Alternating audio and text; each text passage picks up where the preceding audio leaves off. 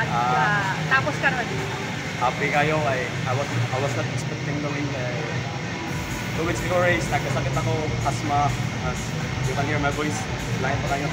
So, grateful kayo na ako nikuha sa standard distance overall. Despite na grabe ka steep ng climb. First time mo sir na-feel? First time na ako dito sa Surigao. So, dili ka ma-addiction or maya nga napakalisod? Wala na. Okay na? Okay na to? Okay. Experience? Ang pinagkalisod mo sa Pilipinas, run o bike? Bike, grabe ka steep ang climb, pero the view is nice.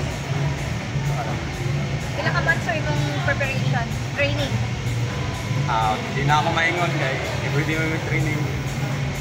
Kasi kalagi ng kaning pagkapili mo dito sa Surigao compared sa uban ng mga lugar ngayon sa apilan? Bukan, mas nindot ang dire kay like kanang ay ang ako duwa may kuan like ini GT super.